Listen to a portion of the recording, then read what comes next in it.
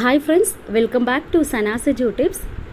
3-4 ദിവസമായിട്ട് ക്ലാസ് ഒന്നും ചെയ്യാൻ സാധിച്ചില്ല. വേറെ ഒന്നും കൊണ്ടല്ല, നമ്മുടെ ഒരു close relative മരിപ്പായിരുന്നു.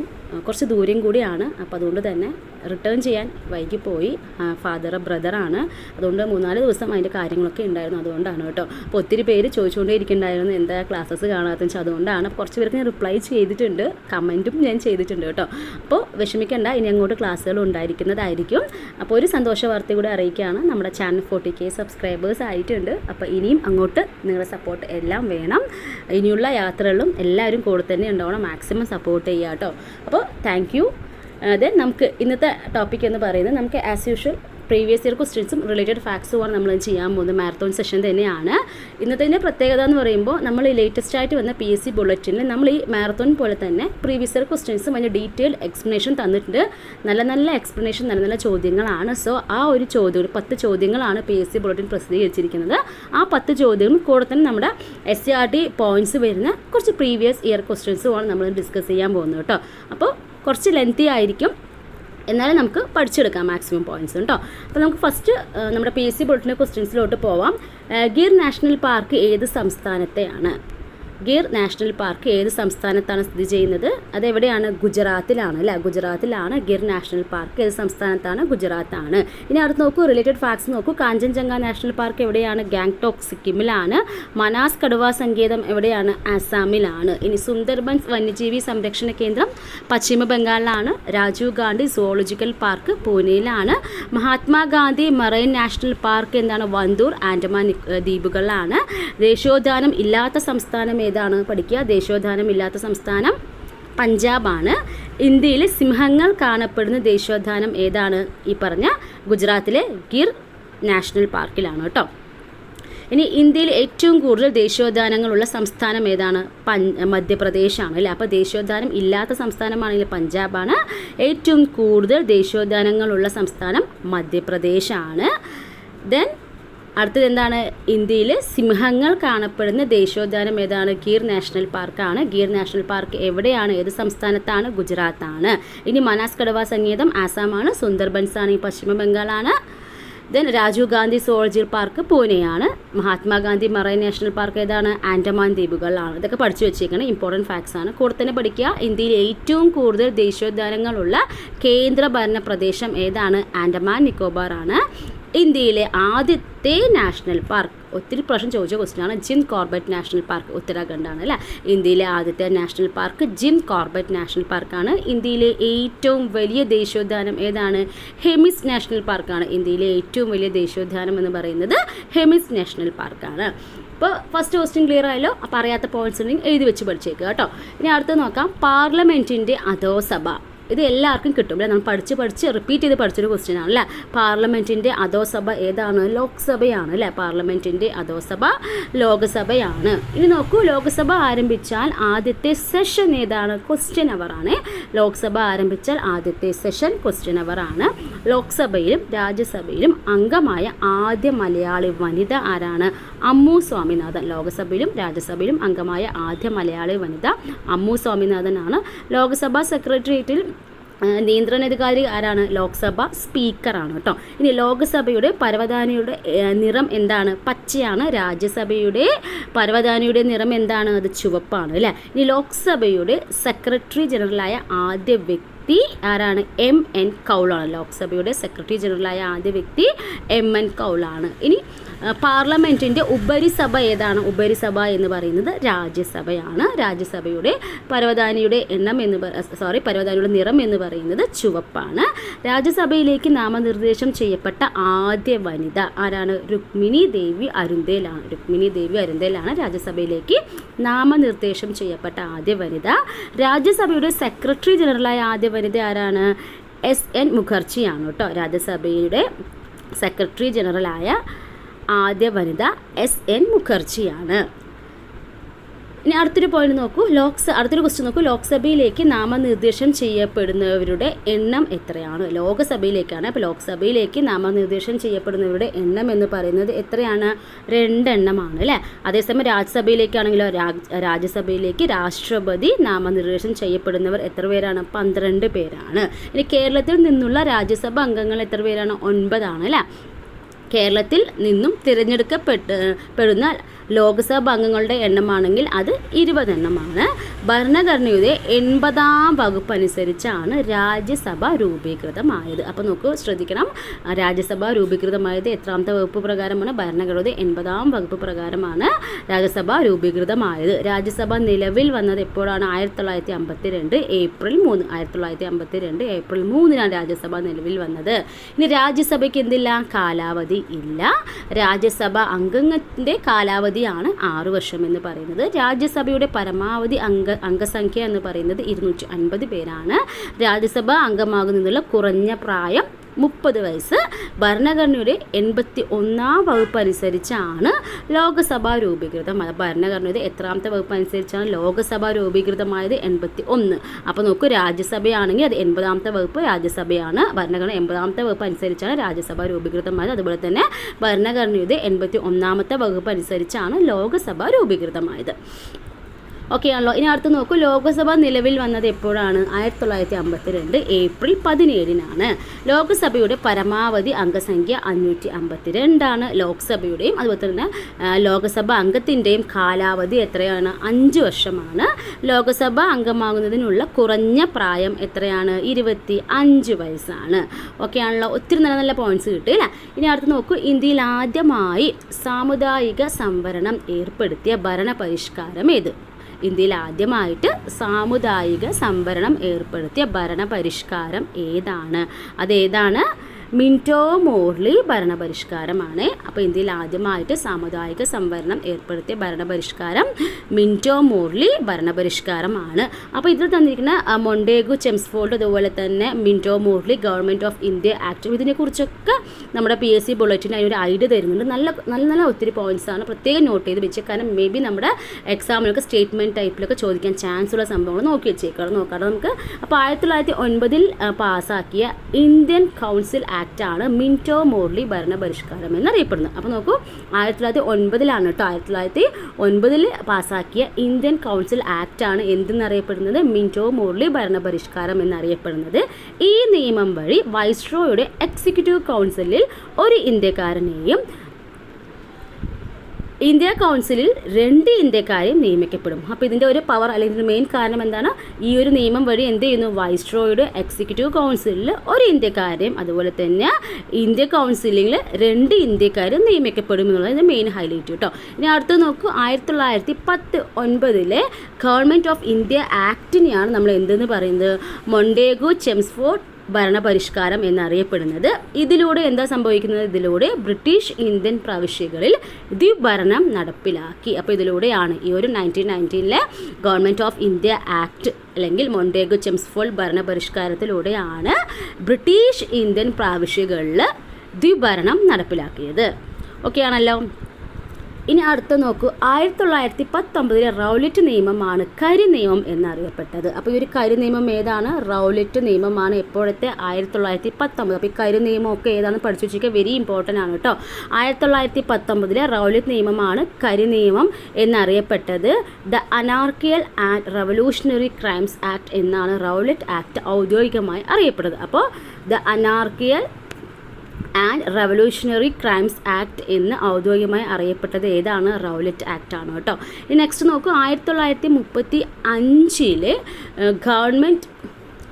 Government of India ആക്ടിനെയാണ് an act for better governance in India എന്നറിയപ്പെടുന്നു.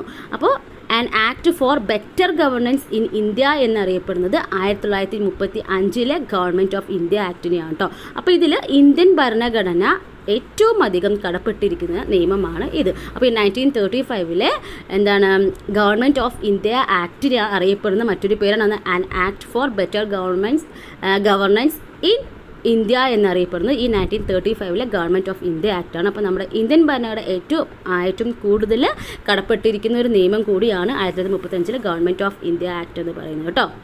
ഇനി നോക്കൂ, ഇന്ത്യക്ക് വേണ്ടി ബ്രിട്ടീഷ് പാർലമെൻറ്റ് പാസ്സാക്കിയ അവസാനത്തെ നിയമമാണ് ഇന്ത്യൻ ഇൻഡിപെൻഡൻസ് ആക്ട്. അപ്പോൾ ഇന്ത്യൻ ഓരോരോ ആക്റ്റും അതിൻ്റെ ഇമ്പോർട്ടൻസും ആ ഒരു വർഷങ്ങളും ഇങ്ങനെ പഠിച്ചു പോയാൽ മതി കേട്ടോ. അപ്പോൾ ഇന്ത്യക്ക് വേണ്ടി ബ്രിട്ടീഷ് പാർലമെൻറ്റ് പാസ്സാക്കിയ അവസാനത്തെ നിയമം ഏതാണ്? ഇന്ത്യൻ ഇൻഡിപെൻഡൻസ് ആക്ട് ആണ്. അതെപ്പോഴാണ്? 1947 ജൂലൈ 18 പാസ്സാക്കി ഈ നിയമം 1947 ഓഗസ്റ്റ് 15 നിലവിൽ വരുന്നത്. അപ്പോൾ 1947 ഓഗസ്റ്റ് 15 ഈ ഒരു നിയമം ഏത് നിയമം? ഇന്ത്യൻ ഇൻഡിപെൻഡൻസ് ആക്ട് നിലവിൽ വരുന്നത്. ഓക്കെ ആണല്ലോ. അപ്പോൾ ഇത്രയും പോയിന്റ്സ്. അപ്പോൾ ഓരോരോ നിയമം അതിൻ്റെ വർഷങ്ങൾ അതിൻ്റെ ഇമ്പോർട്ടൻസ് എന്താണുള്ള കാര്യം മനസ്സിലാക്കി വെച്ചേക്കുക കേട്ടോ. ഇനി അടുത്തത് നോക്കാം. റിസർവ് ബാങ്ക് ഓഫ് ഇന്ത്യയുടെ ആസ്ഥാനം എവിടെയാണ്? റിസർവ് ബാങ്ക് ഓഫ് ഇന്ത്യയുടെ ആസ്ഥാനം എവിടെയാണ്? മുംബൈ ആണ് അല്ലേ? എപ്പോഴും ചോദിക്കുന്ന ക്വസ്റ്റ്യൻ ആണ്. അപ്പോൾ RBI ബന്ധപ്പെട്ട് കൂടുതൽ പോയിന്റ്സ് നോക്കാം. റിസർവ് ബാങ്ക് സ്ഥാപിതമായത് എപ്പോഴാണ്? 1935 ഏപ്രിൽ 1. ദെൻ റിസർവ് ബാങ്കിൻ്റെ ആദ്യ ഗവർണർ ആരാണ്? ഓസ്ബോൺ സ്മിത്ത് ആണ്. ദെൻ റിസർവ് ബാങ്കിലെ ഇന്ത്യക്കാരനായ ആദ്യ ഗവർണർ CD ദേശ്മുഖ്. ഈ മൂന്നും തന്നെ ഒത്തിരി പ്രാവശ്യം ചോദിച്ച PYQ ആണ് അല്ലേ? അപ്പോൾ റിസർവ് ബാങ്കിൻ്റെ ഇന്ത്യയുടെ ആസ്ഥാനം എവിടെയാണ്? മുംബൈ ആണ്. റിസർവ് ബാങ്ക് സ്ഥാപിതമായത് 1935 ഏപ്രിൽ 1. റിസർവ് ബാങ്ക് ആദ്യ ഗവർണർ ആരാണ്? ഓസ്ബോൺ സ്മിത്ത് ആണ്. റിസർവ് ബാങ്കിലെ ഇന്ത്യക്കാരനായ ആദ്യ ഗവർണർ CD ദേശ്മുഖ് ആണ്. ഇനി നോക്കൂ, ഇപ്പോഴത്തെ റിസർവ് ബാങ്ക് ഗവർണർ ആരാണ്? ശക്തികാന്ത ദാസ് ആണ് അല്ലേ? 25ാമത്തെ ഗവർണറാണ്. ദെൻ റിസർവ് ബാങ്കിൻ്റെ ആസ്ഥാനം മുംബൈയിലെ നരിമാൻ പോയിൻ്റ് ആണ് കേട്ടോ. നരിമാൻ പോയിൻ്റ് ആണ് റിസർവ് ബാങ്കിൻ്റെ ആസ്ഥാനം എന്ന് പറയുന്നത്. 1949 ജനുവരി 1 റിസർവ് ബാങ്ക് ദേശസാൽക്കരിച്ചു. ഇന്ത്യയിൽ ദേശസാൽക്കരിക്കപ്പെട്ട ആദ്യത്തെ ബാങ്കാണിത്. അപ്പോൾ ഇന്ത്യയിൽ ദേശസാൽക്കരിക്കപ്പെട്ട ആദ്യത്തെ ബാങ്ക് അതാണ് RBI, reserve bank of India ആണ് എന്നാണ് 1949 ജനുവരി 1 റിസർവ് ബാങ്ക് ദേശസാൽക്കരിച്ചത്. കിട്ടിയില്ല പോയിന്റ്. ഇനി നോക്കൂ, ഇന്ത്യയിൽ ബാങ്കുകളുടെ ബാങ്ക് എന്നറിയപ്പെടുന്നത് ഏതാണ്? റിസർവ് ബാങ്ക് ആണ്. IMFൽ ഇന്ത്യയെ പ്രതിനിധീകരിക്കുന്ന റിസർവ് ബാങ്കാണ്. അപ്പോൾ നമ്മുടെ ഇന്ത്യയെ IMFൽ, ഇന്ത്യൻ മോണിറ്ററി ഫണ്ടിൽ IMFൽ ഇന്ത്യയെ പ്രതിനിധീകരിക്കുന്നത് ഏത് ബാങ്കാണ്? റിസർവ് ബാങ്കാണ്. ഇനി റിസർവ് ബാങ്കിൻ്റെ ചിഹ്നത്തിലുള്ള മൃഗം ഏതൊക്കെയാണ് മൃഗം? കടുവയും. വൃക്ഷം ഏതാണ്? എണ്ണപ്പനയുമാണ്. അതൊന്ന് ഓർത്ത് വയ്ക്കണം. റിസർവ് ബാങ്കിൻ്റെ ചിഹ്നത്തിലുള്ള മൃഗം കടുവയാണ്. വൃക്ഷം എന്ന് പറയുന്നത് എണ്ണപ്പനയാണ്. ഇനി ഇന്ത്യയിൽ 1 രൂപ നോട്ടുകൾ ഒഴികെയുള്ള നോട്ടുകൾ പുറത്തിറക്കുന്നത് റിസർവ് ബാങ്കാണ്. അപ്പോൾ ഇത് എല്ലാവർക്കും തെറ്റിപ്പോകുന്നൊരു സംഭവമാണ്. അങ്ങോട്ടും ഇങ്ങോട്ടും മാറിപ്പോകുന്നത് നമ്മൾ കേട്ടിട്ട് പരീക്ഷയിലൊക്കെ എന്നും റിപ്പീറ്റ് ചെയ്ത് ചോദിക്കുന്നൊരു ഭാഗം കൂടിയാണ് കേട്ടോ ഇത്. അപ്പോൾ ഇനിയുള്ള എക്സാംസ് നമ്മുടെ ഈ ഒരു ബാങ്കിങ്ങുമായി ബന്ധപ്പെട്ട ചോദ്യങ്ങൾ വരുമ്പോൾ ഈ ഒരു ഭാഗം എപ്പോഴും എക്സാമിന് ഏതെങ്കിലും ഒരു ക്വസ്റ്റ്യൻ പേപ്പറിൽ കാണാറുണ്ട്. നന്നായിട്ട് തറവായി പഠിച്ചു വെക്കുക കേട്ടോ. ഇന്ത്യയിലെ 1 രൂപ നോട്ടുകൾ ഒഴികെയുള്ള നോട്ടുകൾ പുറത്തിറക്കുന്നത് ആരാണ്? റിസർവ് ബാങ്കാണ്. 1 രൂപ നോട്ട് ഒഴികെയുള്ള ഇന്ത്യൻ കറൻസികൾ ഒപ്പിടുന്നത് ആരാണ്? അതും റിസർവ് ബാങ്ക് ഗവർണറാണ് ഒപ്പിടുക. അപ്പോൾ 1 രൂപ നോട്ട് കാര്യം നോക്കാം. 1 രൂപ നോട്ട് പുറത്തിറക്കുന്നത് കേന്ദ്ര ധനകാര്യ മന്ത്രാലയമാണ്. അപ്പോൾ 1 രൂപയുടെ കാര്യത്തിൽ അത് എക്സെപ്ഷൻ ആണല്ലേ. അപ്പോൾ 1 രൂപയുടെ നോട്ട് പുറത്തിറക്കുന്നത് ആരാണ്? കേന്ദ്ര ധനകാര്യ മന്ത്രാലയമാണ്. അതിൽ സൈൻ ചെയ്യുന്നത് ആരാണ്? കേന്ദ്ര ധനകാര്യ സെക്രട്ടറി ആണ് 1 രൂപ നോട്ടിൽ ഒപ്പിടുന്നത്. ഓക്കെ ആണല്ലോ. അപ്പോൾ ഇന്ത്യയിൽ 1 രൂപ നോട്ടുകൾ ഒഴികെയുള്ള നോട്ടുകൾ പുറത്തിറക്കുന്നത് റിസർവ് ബാങ്കാണ്. അതുപോലെ തന്നെ 1 രൂപ നോട്ട് ഒഴികെയുള്ള ഇന്ത്യൻ കറൻസികളെല്ലാം ഒപ്പിടുന്നത് ആരാണ്? റിസർവ് ബാങ്ക് ഗവർണറാണ്. ഇനി 1 രൂപ നോട്ട് പുറത്തിറക്കുന്നത് ആരാണ്? കേന്ദ്ര ധനകാര്യ മന്ത്രാലയമാണ്. കേന്ദ്ര ധനകാര്യ സെക്രട്ടറിയാണ് 1 രൂപ നോട്ടിൽ സൈൻ ചെയ്യുന്ന ഒപ്പിടുന്നത്. ഓക്കെ ആണല്ലോ. ഇത്രയും പോയിന്റ്സും കിട്ടിയല്ലോ. ഇനി അടുത്തത് നോക്കാം. കൂറുമാറ്റ നിരോധന നിയമം അയോഗ്യതാ വ്യവസ്ഥകൾ ഉൾക്കൊള്ളുന്ന ഇന്ത്യൻ ഭരണഘടനാ ഷെഡ്യൂൾ പട്ടിക ഏത്? ഓക്കെ, നിങ്ങൾ ശ്രദ്ധിക്കുക. കൂറുമാറ്റ നിരോധന നിയമം അതുപോലെ തന്നെ അയോഗ്യതാ വ്യവസ്ഥകൾ ഉൾക്കൊള്ളുന്ന ഇന്ത്യൻ ഭരണഘടനാ ഷെഡ്യൂൾ ഏതാണ്? അപ്പോൾ ഷെഡ്യൂളുകൾ പഠിക്കണം അല്ലേ? അപ്പോൾ എത്രാമത്തെ ഷെഡ്യൂളിലാണത്? 10ാമത്തെ ഷെഡ്യൂളിലാണ് വരുന്നത് കേട്ടോ. അപ്പോൾ കൂറുമാറ്റ നിയമവുമായി ബന്ധപ്പെട്ട കുറച്ച് പോയിന്റ്സ് നോക്കാം. കൂറുമാറ്റ നിരോധന മൂലം അയോഗ്യനാക്കപ്പെട്ട ഇന്ത്യയിലെ ആദ്യ ലോക്സഭാ അംഗം ആരാണ്? ലാൽദുഹോമയാണ് കേട്ടോ. ഇനി നോക്കൂ, കൂറുമാറ്റ നിരോധനം മൂലം ആദ്യം അയോഗ്യനാക്കപ്പെട്ട MLA ചോദിക്കുകയാണെങ്കിൽ R ബാലകൃഷ്ണ പിള്ളയാണ് കേട്ടോ. R ബാലകൃഷ്ണ പിള്ളയാണ്. ഇനി നോക്കൂ, 1985 52ാം ഭേദഗതി നിയമപ്രകാരമാണ് 52-ാം ഭേദഗതി നിയമപ്രകാരം ഉൾക്കൊള്ളിച്ചതാണ് കൂറുമാറ്റ നിരോധന നിയമം. അപ്പോൾ ഈ കൂറുമാറ്റ നിരോധന നിയമം എന്ന് പറയുന്നത് എപ്പോഴാണ്? 1985 52-ാമത്തെ ഭേദഗതി നിയമപ്രകാരമാണ്. അത് പ്രകാരമാണ് ഉൾക്കൊള്ളിച്ചതാണ് ഈ കൂറുമാറ്റ നിരോധന നിയമം എന്ന് പറയുന്നത്. അപ്പോൾ 1950 ഭരണഘടന നിലവിൽ വരുമ്പോൾ എത്രയുണ്ടായിരുന്നു? 395 വകുപ്പും 8 പട്ടികയും 22 ഭാഗവുമാണ് ഉണ്ടായിരുന്നത്. നിലവിൽ ഇന്ത്യൻ ഭരണഘടനയിൽ 448 വകുപ്പുണ്ട്, 12 പട്ടികയുണ്ട്, 25 ഭാഗം എന്നിവയാണ് ഉൾക്കൊള്ളിച്ചിരിക്കുന്നത്. അപ്പോൾ ഇത് ഓരോരോ പട്ടികയിലും എന്തൊക്കെയാണ് എന്നുള്ള കാര്യം ഡീറ്റെയിൽഡ് ആയിട്ട് തന്നിട്ടുണ്ട് കേട്ടോ. അപ്പോൾ ഒന്നാം പട്ടിക ഇന്ത്യൻ യൂണിയൻ്റെ ഭാഗമായി സംസ്ഥാനങ്ങൾ, കേന്ദ്രഭരണ പ്രദേശങ്ങൾ എന്നിവയെക്കുറിച്ച് പരാമർശിക്കുന്നു. അപ്പോൾ ഫസ്റ്റ് പട്ടികയിൽ എന്താണ്? ഇന്ത്യൻ യൂണിയൻ്റെ ഭാഗമായ സംസ്ഥാനങ്ങൾ, കേന്ദ്രഭരണ പ്രദേശങ്ങൾ എന്നിവയ്ക്ക് കുറിച്ചാണ് പരാമർശിച്ചിരിക്കുന്നത്. രണ്ടാമത്തെ പട്ടികയിലാണ് നോക്കൂ, രാഷ്ട്രപതി, ഉപരാഷ്ട്രപതി, ഗവർണർമാർ, മറ്റു ഭരണഘടനാ സ്ഥാപനങ്ങൾ എന്നിവയെ പറ്റിയിട്ടാണ് പരാമർശിക്കുന്നത്. രണ്ടാമത്തെയാണ്. ഇനി മൂന്നാമത്തെ പട്ടികയാണെങ്കിൽ സത്യപ്രതിജ്ഞയെക്കുറിച്ചാണ് പരാമർശിച്ചിരിക്കുന്നത്. അപ്പോൾ ആദ്യത്തെ എന്താണ്? ഇന്ത്യൻ യൂണിയൻ്റെ ഭാഗമായി വരുന്ന സംസ്ഥാനങ്ങൾ, കേന്ദ്രഭരണ പ്രദേശങ്ങളെക്കുറിച്ചാണ്. രണ്ടാമത്തെ പട്ടികയിൽ രാഷ്ട്രപതി, ഉപരാഷ്ട്രപതി, ഗവർണർമാർ, മറ്റു ഭരണഘടനാ സ്ഥാപനങ്ങളുമായി ബന്ധപ്പെട്ടതാണ് രണ്ടാമത്തെ പട്ടിക എന്ന് പറയുന്നത്. മൂന്നാമത്തെ പട്ടികയിലാണ് സത്യപ്രതിജ്ഞയെക്കുറിച്ചാണ് പരാമർശിച്ചിരിക്കുന്നത്. ഈ നാലാമത്തെ പട്ടികയാണ് നോക്കൂ, ഓരോ സംസ്ഥാനത്തിനും കേന്ദ്രഭരണ പ്രദേശത്തിനും ഉള്ള രാജ്യസഭാ സീറ്റുകളുടെ വിഭജനത്തെക്കുറിച്ചാണ് പരാമർശിക്കുന്നത്. അപ്പോൾ നാലാമത്തെ പട്ടികയിൽ ഓരോരോ സംസ്ഥാനത്തിന് അതുപോലെ തന്നെ കേന്ദ്രഭരണ പ്രദേശത്തിനുമുള്ള രാജ്യസഭാ സീറ്റുകളെ കുറിച്ചൊക്കെയാണ് അതിൽ പറയുന്നത്. ഇനി അഞ്ചാമത്തെ പട്ടികയിലാണ് പട്ടികജാതി പട്ടികവർഗ പ്രദേശങ്ങളുടെ ഭരണവും അതിൻ്റെ നിയന്ത്രണവും കുറിച്ച് പരാമർശിക്കുന്നത്. അഞ്ചാമത്തെ പട്ടികയാണ്. ഇനി ആറാമത്തെ പട്ടികയാണെങ്കിൽ ആസാം, മേഘാലയ, ത്രിപുര, മിസോറം എന്നീ സംസ്ഥാനങ്ങളിലെ ഗോത്രവർഗ പ്രദേശങ്ങളുടെ ഭരണം സംബന്ധിച്ചുള്ളവയാണ് ആറാമത്തെ പട്ടിക. ഓക്കെ, ആറാമത്തെ പറയുമ്പോൾ ആസാം, മേഘാലയ, ത്രിപുര, മിസോറം എന്നീ സംസ്ഥാനങ്ങളിലെ ഗോത്രവർഗ പ്രദേശങ്ങളുടെ ഭരണത്തെക്കുറിച്ചാണ് പറയുന്നത്. ഇനി ഏഴാമത്തെ പട്ടികയിലാണ് union list, state list, concurrent list. അപ്പോൾ ഇത് എത്രാമത്തെ പട്ടികയിലാണെന്ന് നമ്മുടെ എക്സാമിൽ ചോദിച്ചിട്ടുണ്ട് കേട്ടോ. അപ്പോൾ union list, state list, concurrent list എന്നിവ ഉൾക്കൊള്ളുന്നത് ഏഴാമത്തെ പട്ടികയാണ്. ഇനി എട്ടാമത്തെ പട്ടികയിലാണ് ഭരണഘടന അംഗീകരിച്ച ഭാഷകൾ 22 എണ്ണത്തെക്കുറിച്ച് പരാമർശിക്കുന്നത്. ഒൻപതാം പട്ടികയിലാണ് ഭൂപരിഷ്കരണ നിയമങ്ങളെക്കുറിച്ച് പരാമർശിക്കുന്നത്. ഒമ്പതാമത്തെ പട്ടികയിലാണ് കേട്ടോ. ഇനി 11-ാം പട്ടികയിലാണ് പഞ്ചായത്തുകളുടെ അധികാരങ്ങളും ഉത്തരവാദിത്തങ്ങളും വരുന്നത്. അപ്പോൾ ഇതും പഠിച്ചു. 11-ാമത്തെ പട്ടിക ചോദിച്ചിട്ടുണ്ട് കേട്ടോ. ദെൻ 12-ാമത്തെ പട്ടികയിലാണ് നഗരപാലിക നിയമങ്ങളെക്കുറിച്ച് പരാമർശിച്ചിരിക്കുന്നത്. അപ്പോൾ വെരി ഇമ്പോർട്ടൻ്റ് ആണ്. 12-ാമത്തെ പട്ടികയിൽ എന്താണ്? നഗരപാലിക നിയമങ്ങളെക്കുറിച്ച് പരാമർശിക്കുന്നത് 12-ാമത്തെ പട്ടികയിലാണ് കേട്ടോ. അപ്പോൾ നമ്മുടെ 10-ാമത്തെ പട്ടിക മിസ്സായത് വിചാരിക്കേണ്ട. അത് നമ്മുടെ ക്വസ്റ്റ്യൻ അതുകൊണ്ട് അവർ എക്സ്പ്ലെയിൻ ചെയ്തിട്ടില്ല. കൂറുമാറ്റ നിരോധന നിയമം അയോഗ്യതാ വ്യവസ്ഥകൾ ഉൾക്കൊള്ളുന്ന ഇന്ത്യൻ ഭരണഘടനാ പട്ടികയാണ് 10-ാമത്തെ എന്ന് പറയുന്നത് കേട്ടോ. ഇനി 12-ാമത്തെ പറഞ്ഞു, നഗരപാലിക നിയമങ്ങളെക്കുറിച്ച് പരാമർശിക്കുന്നത് 12-ാമത്തെ പട്ടികയാണ്. പ്രത്യേകിച്ച് നോട്ട് ചെയ്ത് വെക്കുക കേട്ടോ. അപ്പോൾ ഇത്രയും 12 പട്ടികൾ ഡീറ്റെയിൽഡ് ആയിട്ട് നമ്മുടെ പേജ് ബുള്ളറ്റിൻ തന്നിട്ടുണ്ട്. ഇനി അടുത്ത ക്വസ്റ്റ്യൻ നോക്കാം നമുക്ക്. ഇന്ത്യയിൽ ആദ്യമായി പഞ്ചായത്ത് രാജ് സംവിധാനം നടപ്പാക്കിയ സംസ്ഥാനം ഏത്? ഇന്ത്യയിൽ ആദ്യമായി പഞ്ചായത്ത് രാജ് സംവിധാനം നടപ്പാക്കിയ രാജ്യം ഏതാണ്? രാജസ്ഥാനാണ് അല്ലേ. അപ്പോൾ പഞ്ചായത്ത് രാജ് എന്ന പദം ആദ്യമായിട്ട് ഉപയോഗിച്ചത് ആരാണ്? ജവഹർലാൽ നെഹ്റു ആണ്. പഞ്ചായത്ത് രാജ് എന്ന പദം ആദ്യമായിട്ട് ഉപയോഗിച്ചത് ജവഹർലാൽ നെഹ്റു ആണ്. ഇന്ത്യയിൽ ആദ്യമായി പഞ്ചായത്ത് രാജ് സംവിധാനം നടപ്പിലാക്കിയ സംസ്ഥാനം രാജസ്ഥാനാണ്. ഇനി പഞ്ചായത്ത് രാജുമായി ബന്ധപ്പെട്ട എക്സ്ട്രാ ഫാക്ട്സ് നോക്കാം. പഞ്ചായത്ത് രാജിനെ കുറിച്ച് പഠിച്ച കമ്മീഷൻ ഏതാണ്? ബൽവന്ത് റായ് മേത്ത കമ്മീഷൻ അല്ലെങ്കിൽ ത്രിതല പഞ്ചായത്ത് സംവിധാനം അല്ലേ. അത് പഞ്ചായത്ത് രാജിനെ കുറിച്ച് പഠിച്ച കമ്മീഷൻ ബൽവന്ത് റായ് മേത്ത കമ്മീഷനാണ്. ഇന്ത്യയിലെ തദ്ദേശ സ്വയംഭരണ സ്ഥാപനങ്ങളുടെ പിതാവ് എന്നറിയപ്പെടുന്നത് ആരാണ്? റിപ്പൺ പ്രഭുവാണ്. ഇന്ത്യയിലെ തദ്ദേശ സ്വയംഭരണ സ്ഥാപനങ്ങളുടെ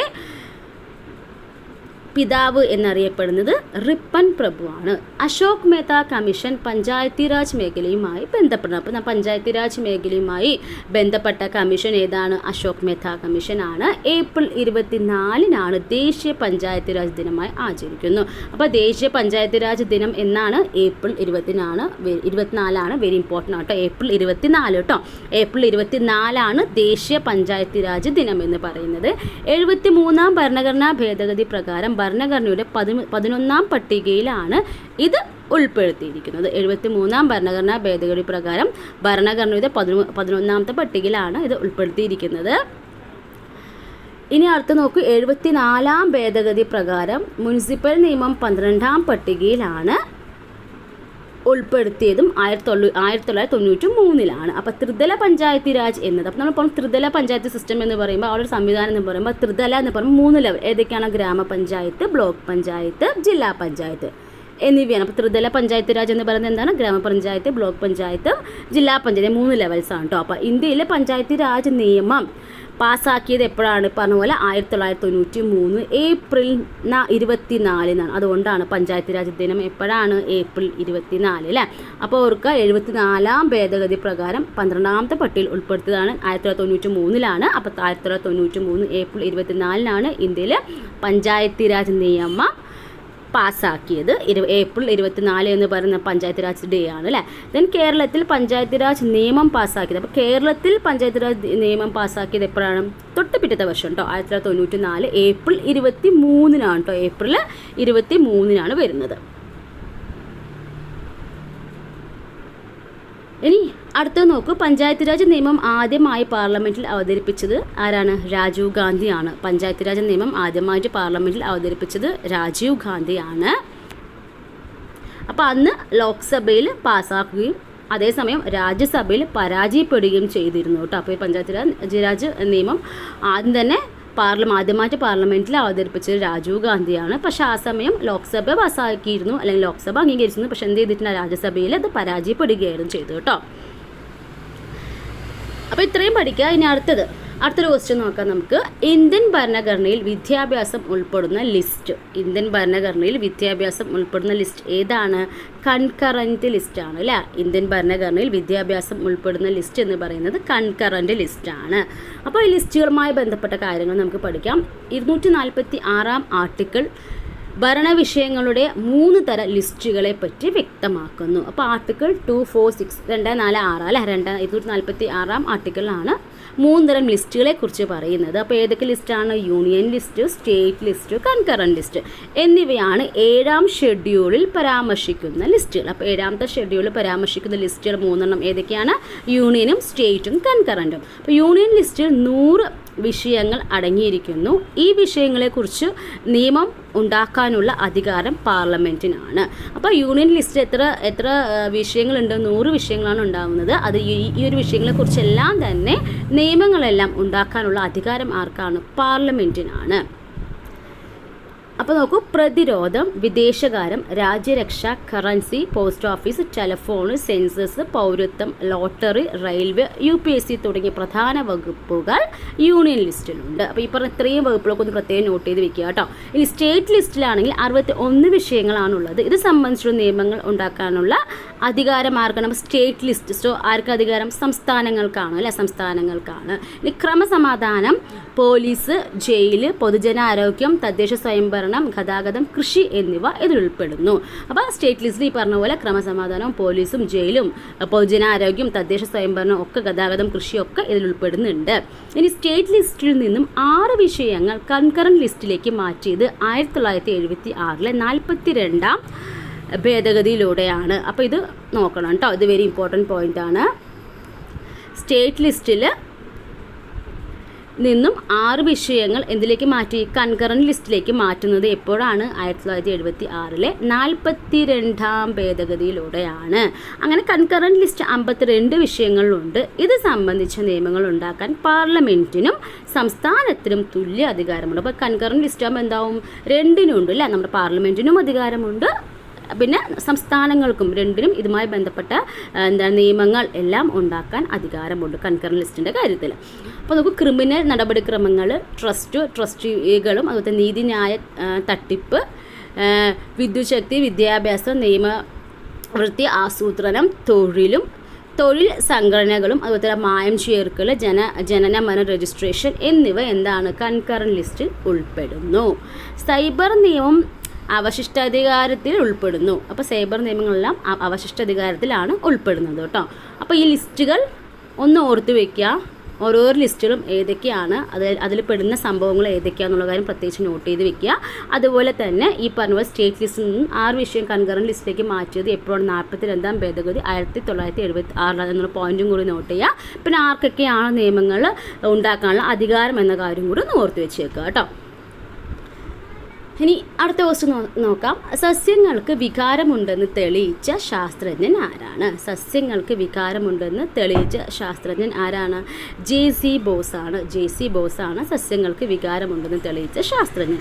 അപ്പോൾ ഇതുമായി ബന്ധപ്പെട്ട പോയിന്റ്സ് നോക്കാം. സസ്യചലനങ്ങൾ രേഖപ്പെടുത്തുന്ന ഉപകരണമാണ് ക്രെസ്കോഗ്രാഫ് എന്ന് പറയുന്നത്. സസ്യചലനങ്ങൾ രേഖപ്പെടുത്തുന്ന ഉപകരണത്തിന് പറയുന്ന പേരാണ് ക്രെസ്കോഗ്രാഫ് എന്ന് പറയുന്നത്. ക്രെസ്കോഗ്രാഫ് കണ്ടെത്തിയ ശാസ്ത്രജ്ഞൻ ആരാണ്? JC ബോസ് ആണ്. ക്രെസ്കോഗ്രാഫ് കണ്ടെത്തിയ ശാസ്ത്രജ്ഞൻ JC ബോസ് ആണ്. ജന്തുകോശം കണ്ടെത്തിയത് ആരാണ്? തിയോഡർ ഷ്വാൻ ആണെങ്കിൽ സസ്യകോശം കണ്ടെത്തിയത് MJ ഷ്ലീഡൻ ആണ്. അപ്പോൾ ജന്തുകോശം കണ്ടെത്തിയത് തിയോഡർ ഷ്വാൻ ആണ്. സസ്യകോശം കണ്ടെത്തിയത് MJ ഷ്ലീഡൻ ആണ്. വേഗത്തിൽ വളരുന്ന സസ്യം ഏതാണ്? അത് മുളയാണ്. വേഗത്തിൽ വളരുന്ന സസ്യമാണ് മുള എന്ന് പറയുന്നത്. സസ്യചലന ദിശ ഉദ്ദീപനത്തിൻ്റെ ദിശയാൽ നിർണ്ണയിക്കപ്പെടുന്ന ചലനമാണ് ട്രോപ്പിക് ചലനം എന്ന് പറയുന്നത്. അപ്പോൾ ട്രോപ്പിസം എന്ന് പറയുന്നത് എന്താണ്? സസ്യചലന ദിശ എന്ന് പറയുന്നത് ഉദ്ദീപനത്തിൻ്റെ ദിശയാൽ നിർണ്ണയിക്കപ്പെടുന്ന ചലനമാണ് ട്രോപ്പിക് ചലനം അല്ലെങ്കിൽ ട്രോപ്പിസം എന്ന് പറയുന്നത്. അപ്പോൾ കുറേ ട്രോപ്പിസങ്ങൾ ഉണ്ട് കേട്ടോ. അപ്പോൾ ഏതാണ് നോക്കാം. നമുക്കിത് പഠിക്കാൻ സിമ്പിളാണ്. പ്രകാശത്തിന് നേരെ അപ്പോൾ സസ്യചലനം അതിൻ്റെ ദിശ എങ്ങനെയാണ്? പ്രകാശത്തിന് നേരെ വളരാനുള്ള സസ്യങ്ങളുടെ പ്രവണത നമ്മൾ എന്ത് പറയും? പ്രകാശം അല്ലേ? അപ്പോൾ ഫോട്ടോട്രോപ്പിസം എന്ന് പറയും. ഓക്കെ എന്ന് വിളിക്കുന്നു. ഇനി ഭൂഗുരുത്വാകർഷണത്തിൻ്റെ ദിശയിലാണ് വളരാനുള്ള സസ്യങ്ങളുടെ കഴിവിൽ നമ്മൾ എന്ത് പറഞ്ഞു? ഭൂഗുരുത്വം. അപ്പോൾ എന്താണ്? ജിയോട്രോപ്പിസം എന്ന് പറയും. ഓക്കെ, അപ്പോൾ പ്രകാശത്തിന് നേരെയാണെങ്കിൽ ഫോട്ടോട്രോപ്പിസം, ഭൂഗുരുത്വാകർഷണത്തിൻ്റെ ദിശയിലാണ് വളരാനുള്ള സസ്യങ്ങളുടെ കഴിവിനെയാണെങ്കിൽ അത് നമ്മൾ ജിയോട്രോപ്പിസം എന്ന് വിളിക്കും. ഇനി രാസവസ്തുക്കളുടെ രാസവസ്തുക്കളുടെ സ്വാധീനത്തിൽ വളരാനുള്ള ചെടികളുടെ പ്രവണതയാണ് അതിന് കീമോ അല്ലേ? കീമോ നിങ്ങൾ ആ വാക്കുമായി കണക്ട് ചെയ്യാം. നമുക്ക് കെമിക്കൽ അല്ലേ? അപ്പോൾ കീമോ അല്ലെങ്കിൽ രാസവസ്തുക്കളുടെയാണ് കീമോട്രോപ്പിസം എന്ന് പറയും. സ്പർശനത്തോട് പ്രതികരിക്കാനുള്ള ചെടികളുടെ ചലനമാണ് നമ്മൾ സീസ്മോനാസ്റ്റിക് ചലനം എന്ന് പറയുന്നത്. ഓക്കെ, സ്പർശനത്തോട് പ്രതികരിക്കാനുള്ള ചെടികളുടെ ചലനമാണ് സീസ്മോനാസ്റ്റിക് ചലനം എന്ന് പറയുന്നത്. ഉദാഹരണം നമ്മൾ തൊട്ടാവാടി ഒന്ന് ഓർത്താൽ മതി കേട്ടോ. ഇനി അന്യവസ്തുക്കളുമായുള്ള സമ്പർക്കത്താൽ ഉത്തേജിതമായി ഒരു അവയവത്തിലുണ്ടാകുന്ന ചലനമാണ് ഹെപ്റ്റോട്രോപ്പിസം എന്ന്. അപ്പോൾ അന്യവസ്തു നമ്മൾ അങ്ങനെ കണക്ട് ചെയ്താൽ മതി കേട്ടോ. ഹെപ്റ്റോട്രോപ്പിസം. ഓക്കെ, അപ്പോൾ കുറച്ച് ട്രോപ്പിസമാണ് പറയുന്നത്. ഇതിൽ നമ്മൾ സാധാരണ ഈ ഒരു ഫോട്ടോട്രോപ്പിസം മിക്കവാറും ചോദിക്കാറുണ്ട് കേട്ടോ. ഫോട്ടോട്രോപ്പിസം കണ്ടിട്ടുണ്ട്, ദെൻ ജിയോട്രോപ്പിസം കണ്ടിട്ടുണ്ട്. കണക്ട് ചെയ്ത് ഇത് 3 കൂടി പഠിച്ചു വെച്ചേക്കുക കേട്ടോ. കീമോട്രോപ്പിസം രാസവസ്തുവിനെ കണക്ട് ചെയ്ത് പഠിച്ചു വെച്ച് പോയാൽ മതി കേട്ടോ. ഇത്ര ഉള്ള കാര്യങ്ങൾ കൂടുതലൊന്നും പഠിക്കേണ്ട കാര്യമില്ല. ഇത്രയും മെയിൻ പോയിന്റ്സ് ഓർത്താൽ മതി. ഇനി അടുത്ത് നോക്കൂ, നമ്മുടെ PSC ബുള്ളറ്റിനിലെ ലാസ്റ്റ് ക്വസ്റ്റ്യൻ ആണ് കേട്ടോ. 10ാമത്തെ ചോദ്യമാണ്. ഇന്ത്യയുടെ 25ാമത് മുഖ്യ തെരഞ്ഞെടുപ്പ് കമ്മീഷണറായി സ്ഥാനമേറ്റത് ആര്? ഇന്ത്യയുടെ 25ാമത് മുഖ്യ തെരഞ്ഞെടുപ്പ് കമ്മീഷണറായിട്ട് സ്ഥാനമേറ്റത് ആരാണ്? അത് രാജീവ് കുമാറാണ്. 2022 മെയിലാണ് അല്ലേ? രാജീവ് കുമാറാണ്. അപ്പോൾ ഇതുമായി ബന്ധപ്പെട്ട് നമുക്ക് കുറച്ച് കാര്യങ്ങൾ പഠിക്കാം. ആർട്ടിക്കിൾ 324 പ്രകാരമാണ് തെരഞ്ഞെടുപ്പ് കമ്മീഷൻ രൂപീകരിക്കപ്പെട്ടത്. അപ്പോൾ നമ്മളിപ്പോൾ തെരഞ്ഞെടുപ്പ് കഴിഞ്ഞതാണ്. സോ ഇതുമായി ബന്ധപ്പെട്ട ക്വസ്റ്റ്യൻസ് ചോദിക്കാൻ സാധ്യതയുണ്ട്. അതുകൊണ്ട് പഠിച്ചു വെച്ചേക്കുക. ആർട്ടിക്കിൾ 324 പ്രകാരമാണ് തെരഞ്ഞെടുപ്പ് കമ്മീഷൻ രൂപീകരിക്കപ്പെട്ടത്. തെരഞ്ഞെടുപ്പ് കമ്മീഷനിൽ 2 ഇലക്ഷൻ കമ്മീഷണറും 1 ചീഫ് ഇലക്ഷൻ കമ്മീഷണറും ഉൾപ്പെടുന്ന 3 അംഗ സമിതിയാണ് ഉണ്ടാവുക. അപ്പോൾ തെരഞ്ഞെടുപ്പ് കമ്മീഷൻ എന്ന് പറയുമ്പോൾ എങ്ങനെയൊക്കെ ഉണ്ടാവുക? 2 ഇലക്ഷൻ കമ്മീഷണറും അതുപോലെ തന്നെ 1 ചീഫ് ഇലക്ഷൻ കമ്മീഷണറും ഉൾപ്പെടുന്ന 3 അംഗ സമിതിയാണ് ഉണ്ടാവുക. 1950 ജനുവരി 25-നാണ് ഇലക്ഷൻ കമ്മീഷൻ നിലവിൽ വന്നത്. 1950 ജനുവരി 25-നാണ് ഇലക്ഷൻ കമ്മീഷൻ നിലവിൽ വരുന്നത്.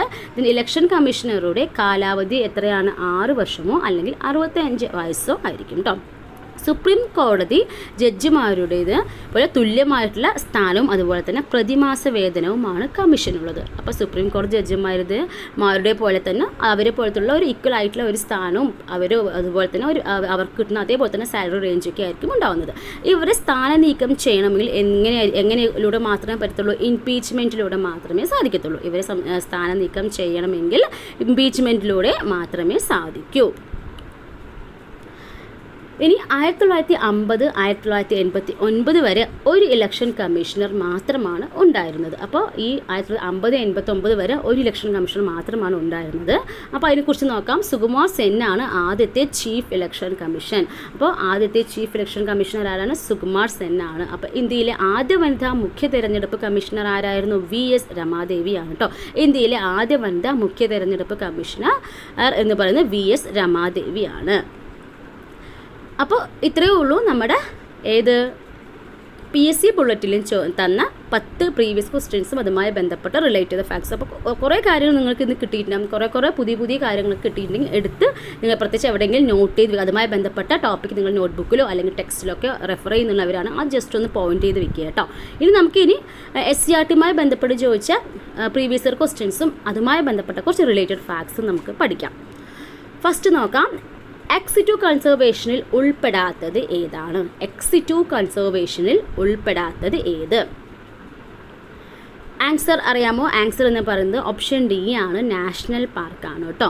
അപ്പോൾ എക്സിറ്റു കൺസർവേഷൻ, ഇൻസിറ്റു കൺസർവേഷൻ ഒക്കെ ഉണ്ട്. അത് ഇമ്പോർട്ടൻ്റ് ആണ്. നമ്മുടെ SCRTയിലൊക്കെ എടുത്ത് പറഞ്ഞ